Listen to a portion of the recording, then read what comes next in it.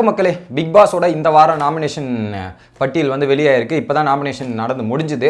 குறிப்பாக வந்து ஒரு ஷாக்கிங்கான அப்டேட் என்ன அப்படின்றது பார்த்தீங்கன்னா, பிக் பாஸ் சீசன் 7 டைட்டில் வின்னரை நோக்கி பயணத்தை தொடர்கிறார் விக்ரம். இந்த வாரம் நாமினேஷன்லேருந்து எஸ்கேப் ஆகிட்டு ஒரு ஜாலியாக 2 வாரம் ட்ராவல் பண்ணி டைட்டில் பக்கத்தில் நெருங்கிட்டே போகிறாரு.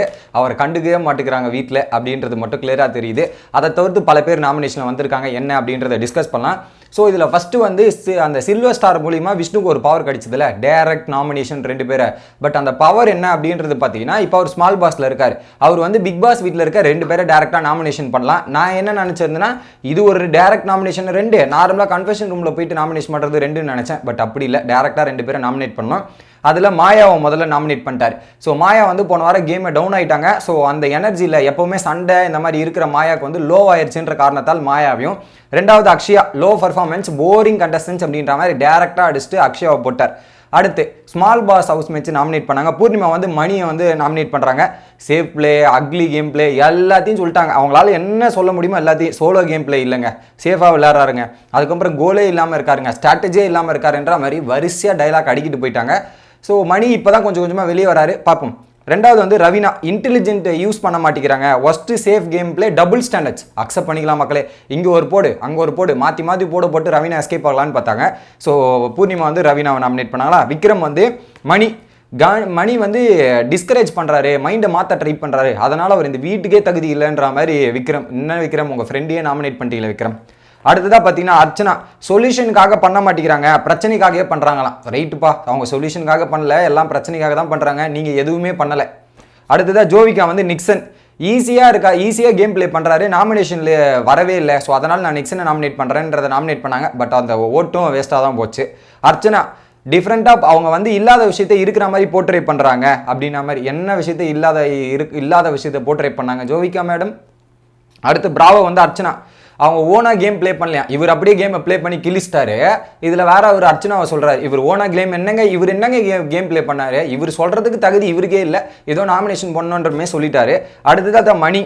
ஸோ அவர் லேட்டாக கேமுக்கு வந்திருக்காராம். லேட்டானா 50 நாள் ஒரு மாதிரி, இப்போ வந்து வாய்ஸ் ரைஸ் பண்ணுறாரு, இதெல்லாம் பண்ணுறாரு. 50 நாள் லேட்டு தான், ஆனால் அதையாவது ரைஸ் பண்ணுறான். நீ அது கூட ரைஸ் பண்ணாமல் உட்காந்துட்டு இருக்க பிராவோ. நீ உனக்காக சொல்லிக்க வேண்டிய ரீசன்லாம் நீ மற்றவங்களுக்கு சொல்லிட்டு இருக்க பிராவோ. அடுத்து விசித்ரா வந்தாங்க. மணி அண்ட் ரவீனா வந்து 2 பேரும் சேர்ந்து கேம் விளையாடுறாங்க. தனித்தனியாக கேம் விளையாடுன்னு சொன்னாலுமே 2 பேரோட கேம் வந்து ஒன்றா தான் கேம் ஆயிருக்கு அப்படின்ற கேட்டகரியில். ஸோ இதன் மூலிமா யார் யார் நாமினேஷன் வந்தாங்கன்னா, ஸ்மால் பாஸ் மூலியமா பிக் பாஸில் மணிச்சந்திரா 4 ஓட்டு, அர்ச்சனா 3 ஓட்டு, ரவீனா 2 ஓட்டு, நிக்சனோட 1 ஓட்டு செல்லாமல் போச்சு. ஸோ இப்போதைக்கு பிக் பாஸ் வீட்டிலேருந்து மாயா, அக்ஷயா, ரவீனா, மணி மற்றும் அர்ச்சனா இந்த 5 பேர் வந்திருக்காங்களா. அடுத்து பிக் பாஸ் வீட்டிலேருந்து ஸ்மால் பாஸ் நாமினேஷன் ப்ராசஸ் வந்து பார்த்தீங்கன்னா, நிக்சன் விசித்ராவை சின்ன விஷயத்த கூட பெருசாக இஷ்யூ பண்ணுறாங்க, பர்சனலாக எடுத்துக்கிறாங்க, அந்த கேட்டகரியில் நாமினேட் பண்ணுறேன்னு சொல்லிட்டு அது ஒன்று. அடுத்து பூர்ணிமா. ஸோ அவங்க போராடுறாங்க, ஒரு விஷயத்துக்காக போராடி கிவ் அப் பண்ணிடுறாங்க. அதுக்கப்புறம் அவங்களோட கேம் இல்லாமல் மற்றவங்களோட சஜஷனை பேஸ் பண்ணி கேம் விளையாடுறாங்க. மூலியமாக என்ன சொல்கிறாருன்னா, மாயாவோட கேம் பிளேயும் அவங்க விளையாடுறாங்க, அவங்களோட கேம் பிளே விளையாடல அப்படின்ற மாதிரி சொல்கிறாரு. அதுலேயும் பூர்ணிமா இப்போ வில்லங்கமாக நிறைய யோசிக்க ஆரம்பிச்சிருக்காங்க மக்களே. அடுத்து மணி வந்து பூர்ணிமா டாஸ்க்லாம் பயங்கரமாக பண்ணுறாங்க அப்படின்ற பேரில் வந்து என்ன பர்சனல் அட்டாக் தான் பண்ணாங்க. ஆக்சுவலாக போன வாரம்லாம் என்ன வச்சு செய்யணுன்றதுக்காக தான் பண்ணாங்களே தவிர அவங்க கேம் விளையாட மாட்டாங்க அப்படின்ற மாதிரி டார்கெட் பண்ணாங்கன்ற ரீசனை கொடுத்துட்டு, அடுத்து பிராவோ வந்து comparatively weak contestants accept, fair பாயிண்ட்டுப்பா மணி, சூப்பராக சொன்னேன். அடுத்து ரவீனா விசித்ரா பொறுத்தவரையும் ஒரு நிலைப்பாட்டில் இல்லை. ஸோ அந்த மாறிக்கிட்டே இருக்காங்க, இங்கேருந்து அங்கேருந்து தாவிக்கிட்டே இருக்கிற மாதிரி ஒரு நிலைப்பாட்டில் இல்லைன்றத சொன்னாங்க. ஜோவிகா வந்து என்னென்னா இதில் கிடையாதான். ஸோ சுய புத்தி இல்லாமல் இருக்கா ஜோவிகா அப்படின்ற மாதிரி சொல்லியிருக்காங்க. கடந்த 3 வாரமாக ஜோவிகாவோட கேம் பிளே நம்மளும் தேடிட்டு இருக்கோம், எங்கே இருக்காங்க ஜோவிகா, எங்கே இருக்காங்க அப்படின்ற மாதிரி நம்மளும் தேடிட்டு இருக்கோம், கண்ணுக்கு புலப்படலை.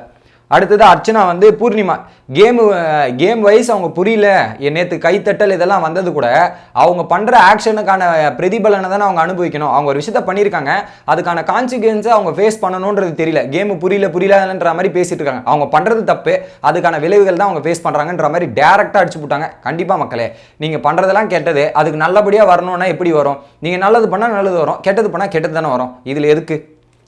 அடுத்து ஜோவிகா ஃப்ரெண்ட்ஷிப் ஜோனில் இருக்காங்க, நாமினேஷன் வரணும். ஃப்ரெண்ட்ஷிப்னா அந்த கூட்டணியில் இருக்காங்க, நாமினேஷன் வரல, வந்தால் தான் அவங்களோட கேம் பிளான் கொஞ்சம் இம்ப்ரூவ் ஆகும், அதுக்கேற்ற மாதிரி கொஞ்சம் பயம் வரும் அப்படின்ற மாதிரி சொன்னாங்க. என்ன தான் ஓட்டு போட்டாலும் ஜோவிகா வர முடியல.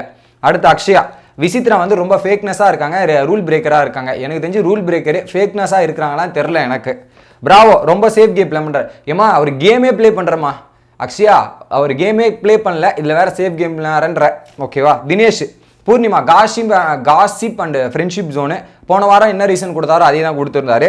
விசித்ரா ஜஸ்டிஃபிகேஷனுக்கு நடந்த மாதிரி இருக்குது, ரூல் பிரேக் அதிகமாக பண்ணுறாங்க. இவங்க மற்ற இடத்துல டிக்னிட்டி இதெல்லாம் சொல்கிறாங்க, பட் அந்த டிக்னிட்டியும் அந்த ஜஸ்டிஃபிகேஷனும் அவங்களே ஃபாலோ பண்ண மாட்டாங்க. ஸோ அவங்க அட்வைஸ் மட்டும் தான் கொடுக்குறாங்க, அதை ஃபஸ்ட்டு அவங்களே ஃபாலோ பண்ணட்டும், அப்புறம் நம்ம கேட்போம் அப்படின்ற மாதிரி டேரெக்டாக விசித்ரா. அடுத்து கூல் சுரேஷ் வந்து விஷ்ணு கூல் சுரேஷ்ன்ற பாருங்க, மாயா வந்து என்ன பண்ணுறாங்கன்னா விஷ்ணுவை நாமினேட் பண்ணுறாங்க. கேமில் ஒரு நல்லவர் மாதிரி போர்ட்ரேட் பண்ணோம், ஒரு விஷயத்த பண்ணிட்டு நான் தான் பண்ணேன்றதை ஏற்றுக்கிற மனப்பான்மை இல்லை, அவர் எல்லாருக்கிட்டையும் நல்லவா குட் புக்ஸாக இருக்கிற மாதிரி ஒரு விஷயத்த பண்ணுறாரு அப்படின்ற கேட்டகரியிலும் பிராவோ. மென்டல் ஹெல்த்துக்காகவும் கருத்துக்கள், அவர் கருத்தே பேசுறது இல்லை, கருத்து லேட்டாக பேச வராரு, ஸோ அந்த வகையில் இவங்க 2 பேர் அப்படின்ற மாதிரி மாயா போட்டாங்க. கடைசியில் கூல் சுரேஷ் வந்து 2 சிம்பிள் டைலாக்ங்க, பிராவோ மற்றும் விக்ரம் போரிங் பெர்ஃபார்மர், அவ்வளோதான் சார், ஒன்றுமே பண்ணலன்னு. ஏன் எல்லாரும் விக்ரம் விட்றாங்கன்னு தெரியல. விக்ரம் வந்து அதான் சொல்கிறேன், நமக்கு ஸ்மால் பாஸ் பிக் பாஸ்ன்னு பிரிக்கும் போது இந்த மிக்சர் கேட்டகரிலாம் எஸ்கேப் ஆயிடுது பாருங்க, அந்த கேட்டகரியில் எஸ்கேப் ஆகி ஒரு 2 வாரம் அவருக்கு ஃப்ரீயாக கொடுத்த மாதிரி ஆகிப்போச்சு. இந்த வாரம் யாருன்னு பார்த்தீங்கன்னா ஸ்மால் பாஸில் பிராவோ 4 ஓட்டு, விசித்ரா 4 ஓட்டு, பூர்ணிமா 4 ஓட்டு, ஜோவிகா 2 ஓட்டில் தப்பிச்சிட்டாங்க, விக்ரம் 1 ஓட்டு. என்ன பண்ணுறது, எல்லாம் இப்படி தப்பிச்சிட்டாங்க. ஸோ அந்த கேட்டகரியில் பார்த்தீங்கன்னா இந்த வாரம் நாமினேஷனில் ஹெவியான லிஸ்ட் இருக்குது. அர்ச்சனா சேவ்டு, விசித்ரா சேவ்டு, மாயா கூட சேவ்டு, மாயா சேவ்டா, ரவினா சேவ்டு, மணி சேவ்டு, பூர்ணிமா, அக்ஷயா மற்றும் டிஜே பிராவோ, இந்த ஆர்ஜே பிராவோ, இந்த 3 பேருக்கு தான் கொஞ்சம் டஃப்பான சர்க்கிள் இருக்குமோ அப்படின்ற மாதிரி எனக்கு தோணுது. மாயாக்கு எனக்கு தெரியல, பட் இந்த 3 பேர் இப்போதைக்கு டேஞ்சர் ஜோனில் இருப்பாங்கன்னா பூர்ணிமா, ஆர்ஜே பிராவோ மற்றும் அக்ஷயா தான் இப்போதைக்கு என்னோட கருத்து. மக்களே, உங்களோட கருத்து என்ன அப்படின்றத கமெண்ட் பண்ணுங்கள். வீடியோ பிடிச்சிருந்தா லைக் பண்ணுங்க.